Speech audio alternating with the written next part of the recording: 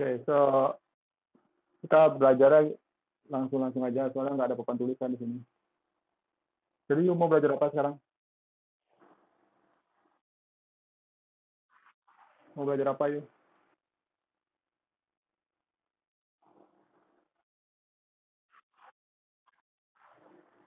Yang kemarin tuh, terakhir yang udah dipelajari kemarin gimana?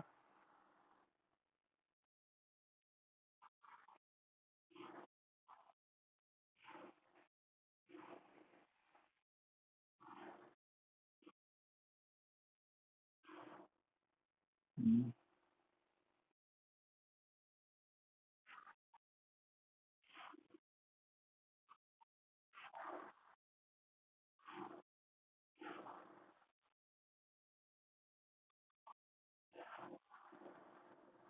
Emang orang luarnya orang mana?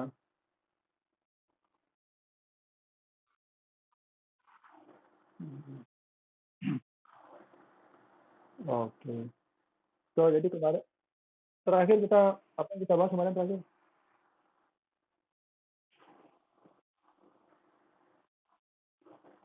Apa? Mana ada kata?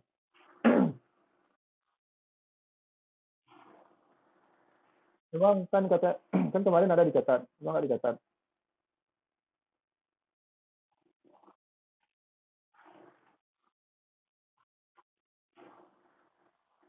Memang,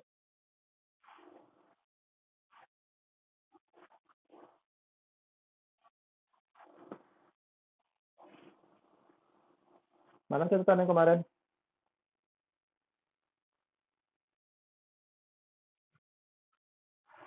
Nah, kalau kayak gitu, nggak, kalau nggak niat, nggak bakalan bisa tuh.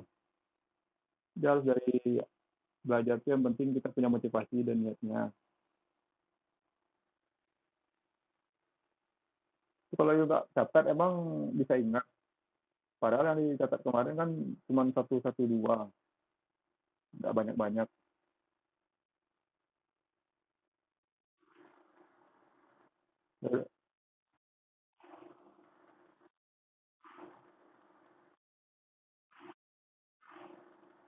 Catat lah, coba lah.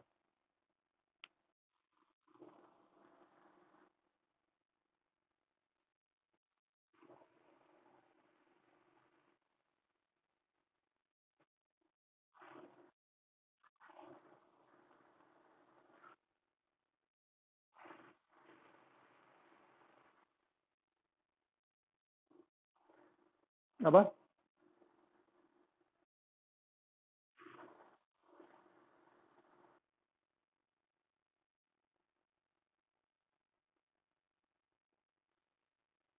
Catat lah.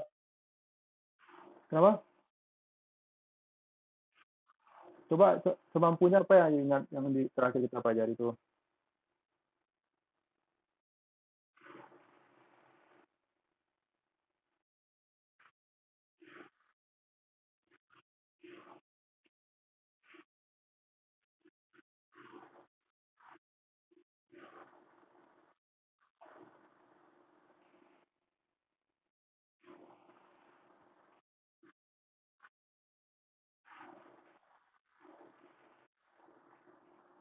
Ya kemarin tuh kan kita udah bahas tuh, kemarin tuh apa bikin judul besar itu language. Language itu artinya bahasa.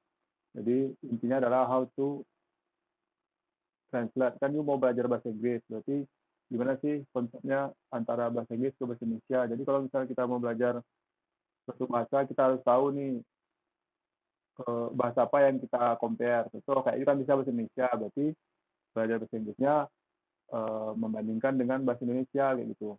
Jadi kan kemarin tuh kita udah bahas tuh tentang language. Language itu kan artinya bahasa. Nah, karena kita belajar bahasa Inggris, jadi kita bahasa tuh secara umum dia dibagi empat kan. Ada kata, word, ada phrase. Yang pertama tuh huruf, alfabet kan. Huruf, word, kata, yang bikin judul atas itu language atau bahasa. Nah, panah pertamanya itu alfabet. Alfabet itu kan artinya huruf.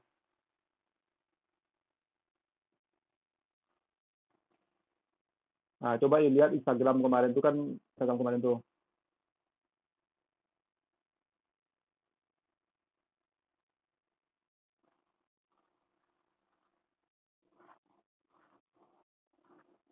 Yes, yes, Mr. Alvin.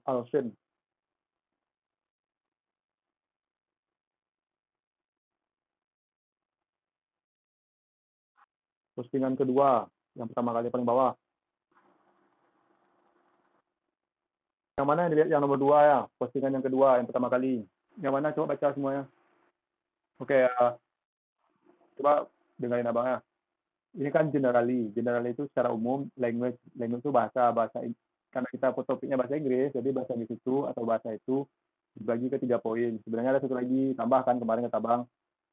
Yang pertama itu alfabet. Alfabet itu artinya huruf. Ya kan? Nah, yang selanjutnya itu word. Nah, kalau huruf tadi itu kan, kalau huruf gimana ngartikannya? Nah, itu konsepnya yang harus kita pahami. Antara kita mau mempelajari bahasa Inggris dan kita compare dengan bahasa Indonesia. Contoh alfabet itu kan artinya huruf. Ya huruf. A, B, C, sampai Z, sampai Z, A, sampai Z. Jadi, kalau huruf kita artikan sesuai dengan hurufnya. Kan intinya huruf itu nggak ada arti. Artinya sesuai hurufnya. Kalau A, B, B, C, C, D, D gitu. Nah, yang kedua itu word. Word itu has its own meaning. Itu artinya mempunyai arti sesuai dengan kata itu sendiri gitu. Jadi kata itu kan gabungan dari huruf-huruf. Nah, karena dia saling berkaitan nih semuanya. Jadi kata itu diartikan sesuai dengan katanya. Cuma kadang satu kata dia dalam bahasa Inggris itu dia bisa punya makna dua gitu kan. Contoh kayak book, book itu kan artinya buku. Ada tahu bukan? Nah, buku. Dan book itu juga bisa artinya memesan. Contoh, saya memesan kamar hotel Mercure misalnya. Jadi I book hotel Mercure room gitu. Atau I book room in Mercure hotel gitu. Paham ya? Ya, jadi satu kata itu bisa punya arti dua, book tadi itu. Yang pertama artinya buku, yang kedua artinya memesan gitu. Oke. Yang ketiga itu namanya apa? Phrase, dibacanya phrase. Kalau bahasa Indonesia bilang frasa. Itu dibilangnya di sini has vice versa meaning. Itu artinya punya arti yang berlawanan. Berlawanan ini maksudnya dia dari belakang. Kalau word kan misalnya artinya sesuai dengan katanya. Kalau phrase ini dia dari belakang biasanya gitu. Contoh coba lihat yang di example itu yang nomor 2. Phrase itu kan ada di sini bikinnya new book. Kalau new apa artinya? Nah, kalau book, nah jadi di sini kita artikan gimana? Baru buku atau buku baru? Nah, buku baru. Makanya akan dibalikkan tuh namanya. Karena maksudnya itu kita ngartikannya dari belakang gitu. Paham ya? Oke. Terus kalau misalnya kita bilang ini uh, new clothes. Clothes itu artinya? New clothes.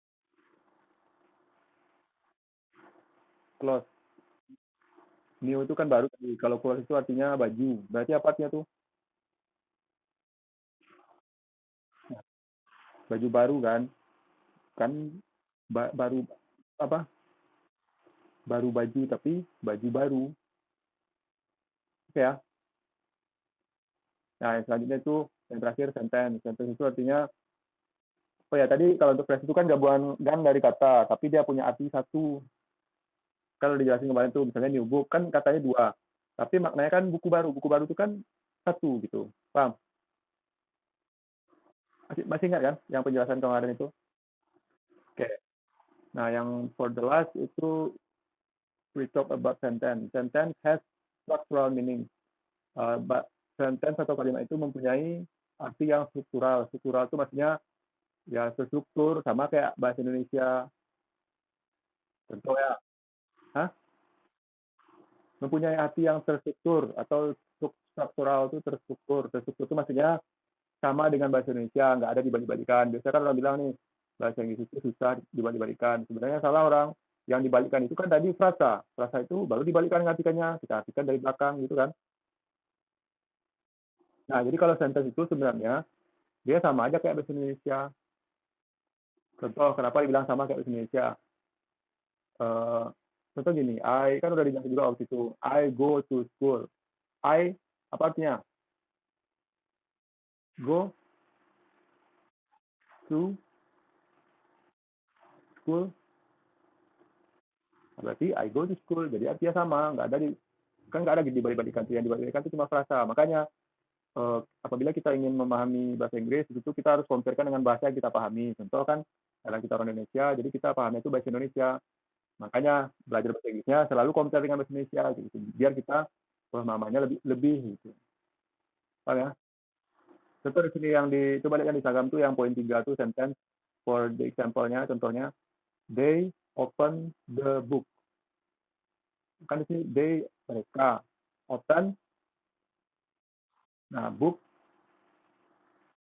berarti mereka membuka buku. Gitu, nggak ada dibalik-balikan. Itu maksudnya yang sentence has structural. Kenapa? Ya kalau the book itu ya terasa dia. Cuman kalau di sini kan sebenarnya the book itu bisa diartikan buku itu. Cuman tanpa itu juga nggak apa-apa karena orang udah jelas kan. Jadi penggunaan the itu kan sebenarnya digunakan adalah untuk sesuatu hal yang udah jelas. Maksudnya jelas di sini tuh antara pembicara dan yang maksudnya lawan antara pembicara dengan lawan bicara kita tuh dia sama-sama paham. Makanya di sini disebut dengan artinya tuh sudah jelas gitu. Jadi belajar bahasa Inggris itu intinya samakan aja dengan bahasa yang bahasa Indonesia. Sebenarnya bahasa Inggris dan bahasa Indonesia itu dia kayak menyerupai gitu. Memang tentu dia punya struktur-struktur yang atau konsep-konsep yang berbeda. Gitu. Tapi untuk kita lebih paham dan lebih gampang memahami bahasa Inggris, kita harus pahami konsep bahasa Indonesia. Karena mereka ini kayak gimana ya? Ada yang mirip gitu kan, ada yang beda gitu. Paham ya? Oke. So, kalau paham bisa disimpulkan. Kalau kalau paham bisa disimpulkan. Oke, coba disimpulkan dulu. Enggak apa, lihat aja ininya. Lihat aja Instagram itu. Oke, boleh. Coba. Nah, oke. Jadi ini aja sih. Konsepnya ada, untuk diperjelas saja. Intinya gini aja konsepnya yang kita telah pelajari waktu itu adalah sebenarnya ini adalah apa ya? Kalau Bang sih awal ngajarin orang itu pengen menggambarkan atau saya dia lebih tahu nih gambaran bahasa Inggris itu kayak gimana gitu. Makanya Abang lebih mengajarkan itu kepada hal-hal yang kayak umum aja dulu gitu. Contoh kayak ini kan. Jadi bahasa itu dia sebenarnya sama semuanya. Ada huruf, ada word, kata, ada phrase, ada frasa, ada kalimat gitu kan. Nah, masing-masing ini kan dia punya konsep-konsepnya masing-masing. Nah, jadi kita intinya di sini meluruskan lah gitu. Atau mengcompare, atau biar kita lebih tahu nih gimana sih di alfabet dalam bahasa Indonesia dengan bahasa Inggris. Apa sih bedanya, apa sih persamaannya gitu. Kalau kata gimana sih, kalau frasa gimana. Kalau kata sama alfabet kan sama aja artinya tuh. Cuma bedanya kalau tapi dalam bahasa Inggris kan ada tadi itu satu kata yang satu kata bisa punya artinya berbeda kayak book yang tadi kita bahas book artinya bisa memesan sama buku gitu kan. Nah kalau phrase yang berbeda yang dibalikkan aja artinya maksudnya dibalikkan di sini adalah kita ngartikannya itu dari belakang gitu kan ya. Nah kalau kalimat sama kayak bahasa Indonesia gitu. Cuma terkadang yang orang bingung itu di dalam sebuah kalimat kan itu bisa jadi ada frasa kan. Nah, yang kita balikkan artikannya itu yang di frasa itu. Makanya kebanyakan orang bilang bahasa Inggris itu diartikan apa? Karena nggak susah, Mister. Katanya. Kenapa? Karena kadang dibalik-balikan gitu. Nah, sebenarnya dia nggak tahu konsepnya aja. Intinya yang dibalikkan itu frasa gitu. Makanya untuk memahami apakah frasa itu ada di sebuah kalimat tersebut, kita harus tahu nih konsep dari kalimat. Nah, kalimat itu kan ada subjek, ada verb, ada objek. Coba lihat di sana kalau dia ada subjek dan verb, ini pasti kalimat ini gitu. Itu aja sih. Ya. So we continue our next topic. So you can choose what topic do you want. Maunya pembahasan topiknya topik apa gitu. Pembahasannya apa.